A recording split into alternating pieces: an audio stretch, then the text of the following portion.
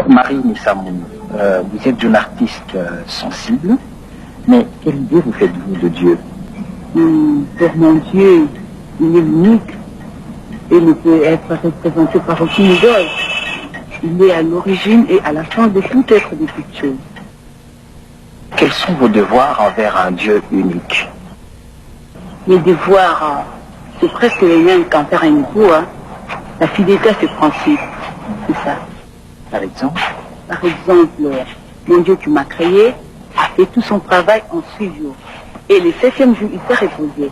Alors de mon côté, je devrais, comme lui, être une personne travailleuse. Puisque mon Dieu qui m'a créé m'a imposé un devoir envers mes parents et mes prochains. De ne pas tuer, de ne pas commettre l'additeur, surtout de ne pas écouter la fausse doctrine. Mais tout ça, c'est des principes humanistes, c'est-à-dire ne pas faire à autrui ce qu'elle ne voudrait pas qu'on nous fasse. Mais en tant qu'artiste, quels sont vos devoirs envers la société? Bon, les devoirs envers la société. D'abord, premièrement, l'homme a été créé par Dieu. Il est de mon devoir de m'intéresser aux problèmes humains. Puisque, pour le moment, je parle certes de Dieu, mais je suis aussi prête à parler du point de vue des hommes et de la société. C'est ça. Quoi, par exemple? L'être humain vit actuellement dans un environnement très difficile et angoissant. Alors, de mon côté, je dois restaurer l'espérance.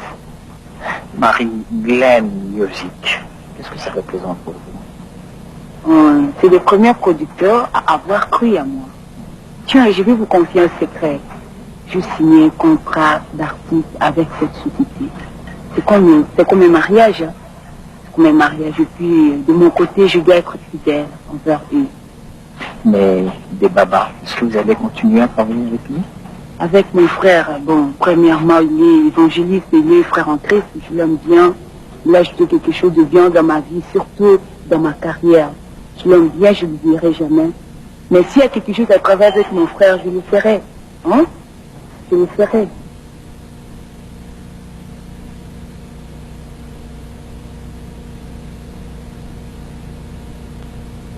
Que pensez-vous de la dernière visite du président Clinton en Afrique? Pour la dernière visite du président Clinton, il est venu faire son business. Quand même bien qu'il se soit excusé pour les traits de moi. Quand même bien. Et pour vous, quel est l'avenir de l'Afrique?